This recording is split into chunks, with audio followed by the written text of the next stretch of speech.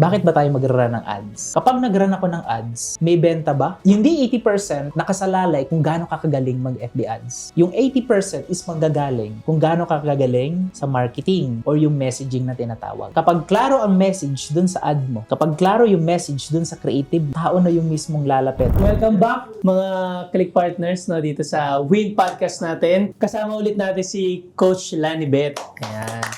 And Coach Lanibet, maraming salamat sa mga shinare mo Thank you kanina. din, Coach. Marami kaming natutunan and marami ka ding na-inspire na mga Click Partners natin. Ngayon, kanina dami namin tinanong sa iyo eh. Okay, ikaw naman yung magtatanong. Ano yung Parang revenge yan. Kasi sinabi ko kanina ng revengeful.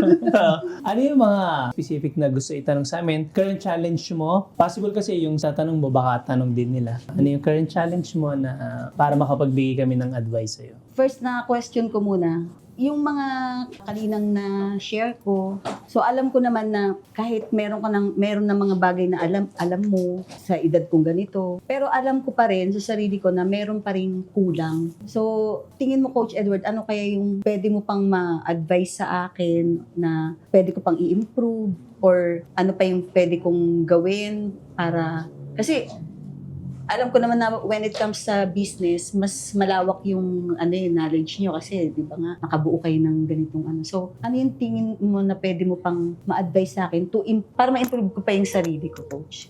Napakagandang question. Thank you so much for asking that.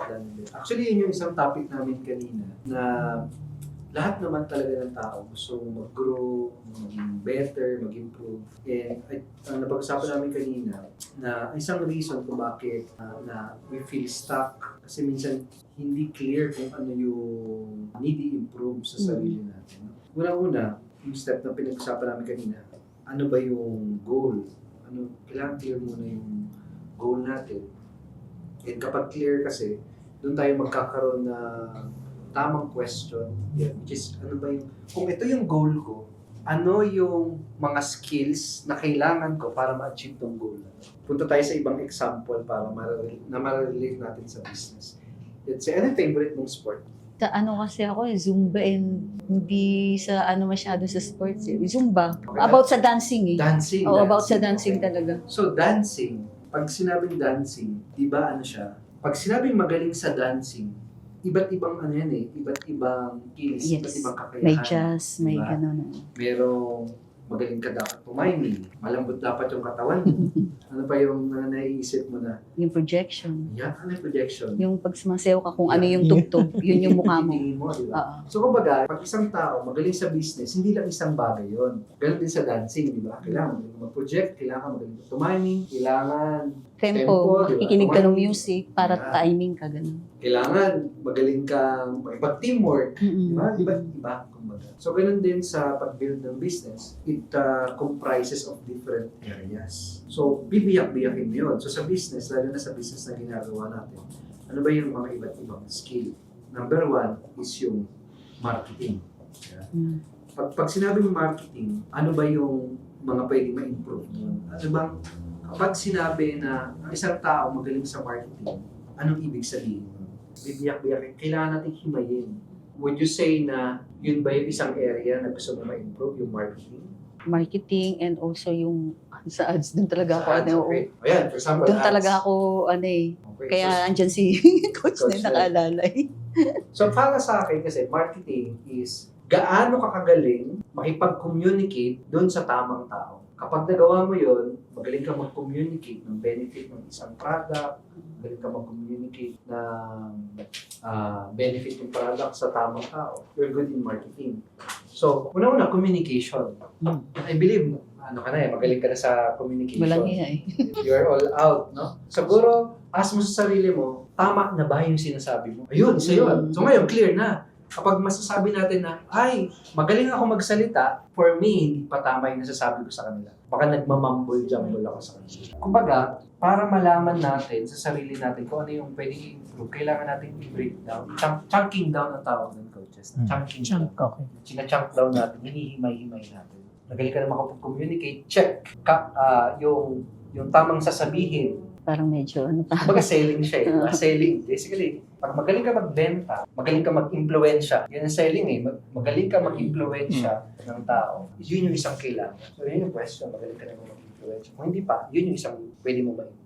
Ngayon, sa advertising, na-mention mo kanina, isa sa mga aspect sa advertising is yung pag-analyze ng data. So, question, from 1 to 10, how would you rate yourself pagdating sa pag-analyze ng data? Pag-observe ng feedback yan eh, di ba? Oo. Talagang ko doon pagdating sa ads talaga, coach, i-rate ko sarili ko, nasa 5 pa lang ako. Yeah. Talagang ko. Kahit nakikinig ako kay Coach Jay, nakikinig ako kay Coach Nel, kailangan paulit-ulit kasi hindi na-retain sa mind ko, parang ganyan. So, kailangan paulit-ulit. So, i-rate ko muna sarili ko ng ganun. And that's good kasi aware ka na, dito pa ako, ito pa yung pwede ko may okay yun. And may clarity na, may room pa, para mo. And advertising naman more on, pinag-usapan nga namin kanina, yung advertising, 80% yan is communication. Saying the right message dun sa tamang tao. Yung pag-set up, very minor yun eh. Kapag na perfect mo yung di man perfect, kapag na naging magaling ka sa pag-communicate mo, sabi mo sa video, yung kailangan marinig ng tao para click sila, makuha mo yung attention nila, mag-click sila. Yun yung bulto, big chunk or malaking aspect ng effective advertising. At least yun, clear. Okay ka magsalita, selling part. Oo. Yun nga. Talagang china-chunk eh. Tama rin talaga. Kasi meron nga yung kahit about sa dancing, no? Merong magaling sumayaw pero mahina yung projection naman niya. Tapos meron naman yung hataw, energetic pero wala sa timing. Oo, tama nga. So, ganun din mo sa siya. business. Ayun yung kagandahan. Pag in-observe mo din yung sarili mo na, okay, magaling ako sa part na to, pero ito pa yung pwedeng. Pagdating naman dun, coach, sa mga kasi nga, 'di ba, kung iisipin natin yung old school, yung old style ng pag-marketing, 'di ba? Yung alok-alok ka lang, ikaw mismo yung ganun, 'di ba? Marami kasing takot mag-ads. Unang-una sa budget, 'di ba? Parang ganun. Ano yung pwede mong mai-advise pa or mai-share sa amin na dapat talaga kung pwedeng pagsabayin ba or ano yung much better to do na para kumbaga ma-spread pa masyado yung product natin, o kaya yung about sa money business natin, di ba, no? So ano kaya yung pwede mo pang mai-advise sa amin, lalo na yung mga takot din, ayaw pang mag-ads, parang ganyan.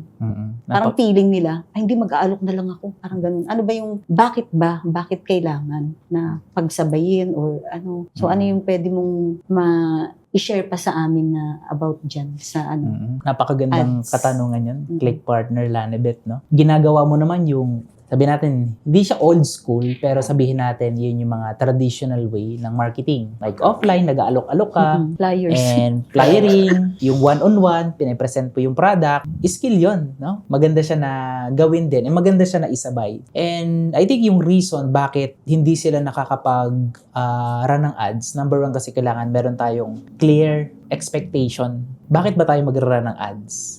Kasi kung hindi malinaw sa atin, kapag nag-run ako ng ads, may benta ba? Or wala. Kapag nasagot na, kapag yung ads is makakatulong sa akin para mag-grow ang business ko, makabenta ng marami, makita ng maraming tao, excited ka. Di ba? Walang ibang pipigil sa'yo. Walang ibang magiging challenge. So ngayon, kaya na napag-usapan natin, kailangan na nami-measure din natin yung skill na meron tayo, no? Kaya importante mga Click Partner, yung tuloy-tuloy na pag-aaral. Kasi lack of knowledge, yun yung pwedeng pumigil. So yes, alam mo na yung pwedeng maitulong ng Facebook ads. Pero hindi mo siya alam paano mo siya gagawin. So, yun yung pwedeng pumigil. Ano yung solution? Alamin mo paano mo siya magagawa. By attending training, tomorrow may training dito sa Clicknomics, no? Facebook ads yun. Pag may mga ganun chance, take advantage. Meron din tayo sa Click University. May mga recorded training doon. Paunuurin mo ng paulit-ulit. Then, sabayan mo ng application. So, once in-apply mo na siya, doon yung pinaka-best learning experience. Nung nagawa mo siya, meron ka agad na feedback, ganito pala yung ginawa ko. So, madali akong makakapag-adjust sa Facebook ads ko. Kumbaga, yung gagawin natin na Facebook ads, number 1, okay na malinaw sa'yo bakit mo gagawin yung Facebook ads. Makakatulong para mag-grow ang business mo. Pangalawa, ano pa yung pwede kong i-adapt? Ano pa yung pwede kong gawin para madagdagan yung knowledge ko? Paano ko gagawin yung FB ads? So, it's a learning process and malaking bagay nagbibigay siya. And kagaya ng ginawa mo, Click Partner Lanibet, no, nag-a-ads ka na. Pero gusto mo pang matuto, nagtatanong ka. Matuto. Yun yung kailangan, no? Nagtatanong at yung willingness na matuto and willingness na gumawa ng action dun sa natutunan. So, yun, hindi technical ang Facebook ads, mga Click Partner. Hindi siya ganun ka-technical. Alamin natin yung pinakapundasyon ng FB ads and yun yung ituturo namin tomorrow. I believe nandito ka, Click Partner Lanibet, Yes, no? I-share namin Si sa Ariel inyo. nandito na rin bukas. Ayan. So, meron kami mga ituturo sa inyo and siguro bigyan natin silang konting tips, no? Sa pag-run ng ads. 80-20, tama coach, no? Hindi lahat, hindi 80% nakasalalay kung gaano ka kagaling mag-FB ads. Gaano ka katalino or gaano ka dami ang experience mo sa pag-run ng ads. Yung 80% is manggagaling kung gaano ka kagaling sa marketing or yung messaging na tinatawag. Kapag klaro ang message dun sa ad mo, kapag klaro yung message dun sa creative mo, Yun sa creative. tao na yung mismong lalapit. Tao na yung mismong, paano ba yan? Paano ba ako makakabili? Interested ako dyan. So, ang pinaka-focus is, yes, importante yung knowledge sa ads. Pero dapat mas nakikita natin na mahalaga at bigyan natin ng time pag-improve paano natin i-communicate yung mga product na meron tayo. Which is, meron ka na ng Click Partner Lanibet. And tuloy-tuloy mo lang yung pag-improve. And yun yung magiging ingredients mo soon. And ngayon, bakit mag-work yung ad mo? Thank you, Coach. I think yung iba, kaya natatakot sila sa pag-a-ads kasi hindi sila sure kung magko-convert eh. Kaya magandang testing ground yung organic marketing, yung organic video. Kasi bigyan kita ng idea kung ano yung ginagawa namin ngayon. Tsaka kung ano yung nag-work na ads. Kung ano yung creative na nag-work sa niraran namin na ads. Ganito yung ginagawa namin. Sa page ko, nagpa-publish ako ng mga organic content. No? So, walang bayad yun. And yung ibang content doon, nagkakaroon ng 100,000 views, millions of views. Bakit? Dahil sa ganda nung sinabi.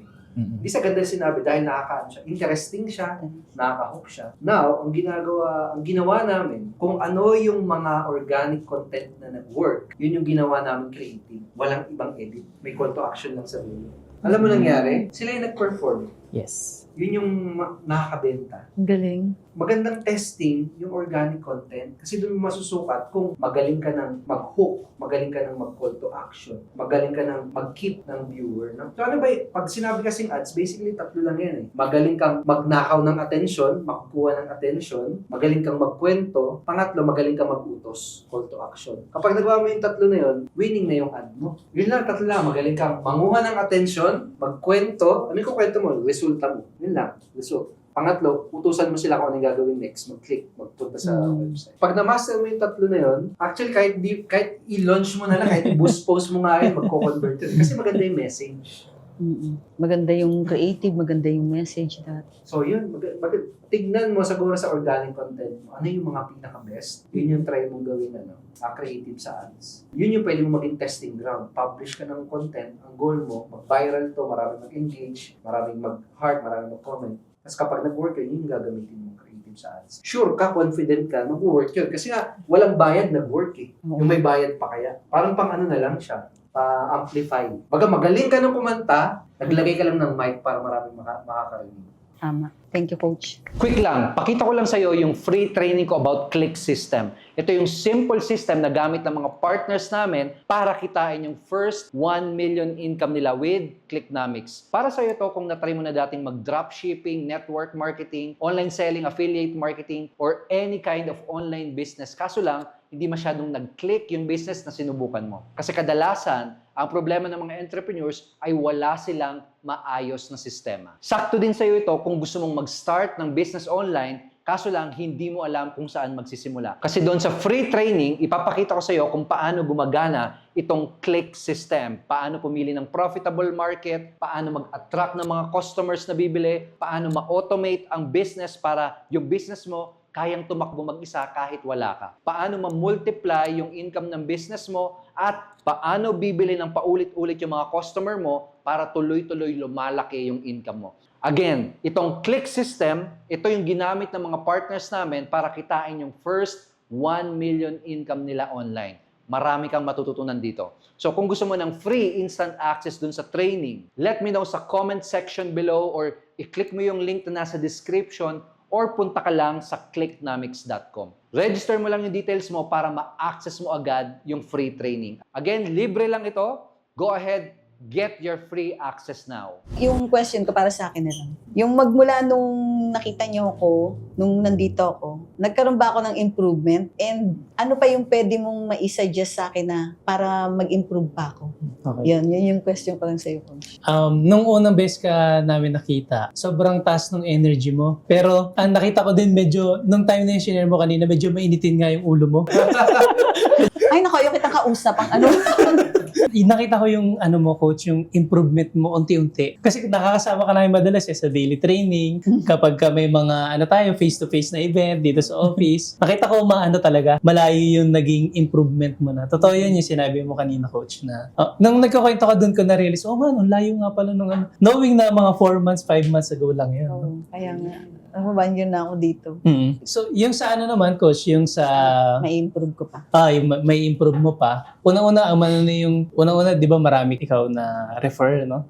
Siguro yun, pwedeng tingnan mo dun sa, bukod sa sinabi nila Coach Jay, no? In addition, yung sa leadership din. Siyempre, nag-handle ka na ng team. Ano pangalan ng team mo, Coach? Team Bless. Ayun, Team Ay, Bless, kaway-kaway di ba? sa mga Team Bless. Ayun, sa Ayan. God bless. na team dito sa Ayun, sa yes. Clicknomics. Ayun, so yun, leadership na paano mo. Kasi basically, nandun ka na sa part na pwede mo nang i-duplicate kung ano yung ginagawa mo eh. Di ba sabi mo, makapal yung mukha mo. Oo, pwede mo siya i-share sa iba. Paano mo ba Walang nagagawa? Walang hiya. Ayan, so kasi kapag ka ganun, yun yung magkakaroon ka na ng leverage. Kapag, di ba, yung magiging success mo, lang siya, by product lang siya, kung paano ka naging helpful sa iba. So, mas ma-amplify yung result, mas mapapabilis mo mahit yung result mo kapag marami ka natulungan na iba. Kanyari, si Coach Nel, marami siya natulungan na iba. Marami nagkaroon ng result. Eventually, siya yung pinakaunang nakahit ng 1 million pesos na Dream Lifestyle Reward. So, I think, yun yung isa, bukod sa sinabi ni Coach J, ni Coach Edward, yun yung isa na pwede mo din tingnan. Paano ba, ano yung magandang way to lead yung Team Bless? Tingin ko doon kulang talaga pa ako. Ay, last na lang, Coach. Sure. Ano, Coach, yung pagdating sa, yung kagaya sinabi ni Coach Van, yung yung sa leadership. Kasi aminado naman talaga ako na hindi ako talaga pa yung magaling na leader. Kasi alam ko sa sarili ko na marami pang kulang, no? Kagaya ang layo kay Coach Nel, ganyan. Question ko lang, Coach, ano kayang pwede mong ma-advise sa akin para masabi ko rin dun sa mga team ko na, kasi yung iba, kahit nagpapakita ka naman na lagi ka nandun sa training, tapos nagsisend ka naman na ganito, ito yung may training, pasok na kayo, ganun. Anong sa akin na yung iba talaga, hindi sila sumusunod. Hindi ko naman sila pwede yung kagaya ng anak ko na pingutin ko or pupukin ko, di ba? Sumunod ka, ganun. Hindi ko naman pwedeng ganunin. So, pag may sinabi sila sa akin na reason why na hindi na sila nag-a-attend ganun, parang tinatanggap ko na lang, okay, kasi meron sila mga kanya-kanya nilang problem. So, tingin mo, Coach, ano ba kaya yung pwede kong masabi sa kanila na para balik na kayo, join kayo, kayo ulit, parang ganun. Paano mo sila may influence? Oo, parang ganun, Coach. Ano ba yung right words na pwede kong sabihin? Kasi minsan, nagpipigil ako, baka mamaya ma-offend ko kasi prangka ako magsalita baka mamaya, pag ko, lalong hindi na umattend.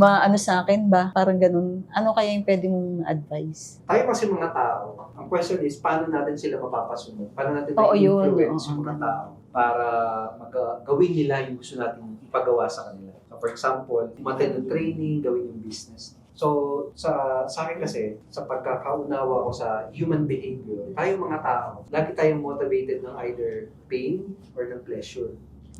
It's either kaya tayo uma-action, kaya tayo kumikilos, kaya natin ginagawa isang bagay. It's either meron tayong may experience na maganda, o kaya naman may iiwasan tayong hindi maganda, something painful. So, for example, bakit ka nanonood ng Netflix? Kasi napaka-painful, maboring. Kaya gusto mo ma-entertain. Bakit yung ibang tao gusto magpapayat? Kasi napaka-painful masabihan ng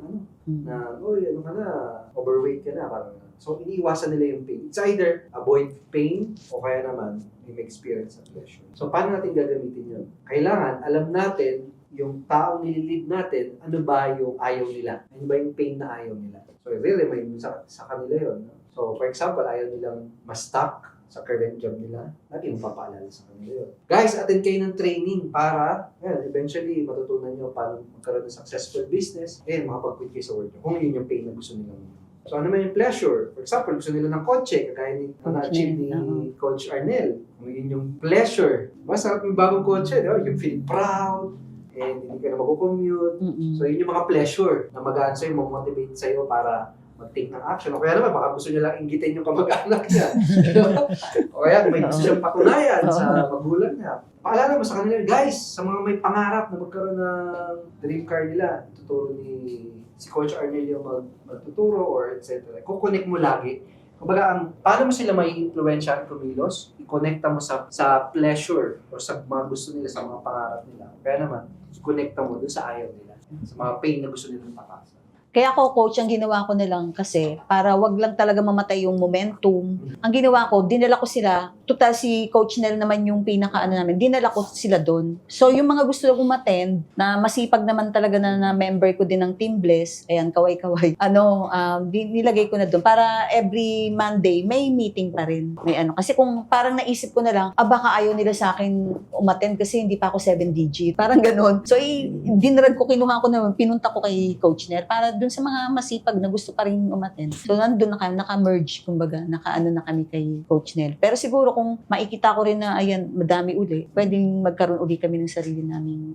Basta ayoko lang mamatay ba yung momentum ng iba. Isang aspect yun, yung tawag doon is authority. Tayo mga tao, mas susundin natin yung feeling natin na may authority. So, tama yung sinabi mo, kapag may authority ka na, kapag, let's say, achieve mo na yung mas malaki na Oo, ganun. mas madali mo sila magpapasunod kasi mas makikinig na sila sa'yo. For example, doctor. Pag nag-ask tayo ng health advice, kanina ba tayo makikinig? Sa mekaniko, sa doktor? Oo, Sa tama. doktor kasi siya may authority doon. Isang aspect yun, yung, actually may book din doon, it's called Influence. Nabasa mo na yun? Hindi pa. Robert Cialdini, yun. May mga proven recipe, parang recipe, Basahin ko nga yan. para ma-influence mo yung mga tao. Isa yun, authority. Isa naman yung liking.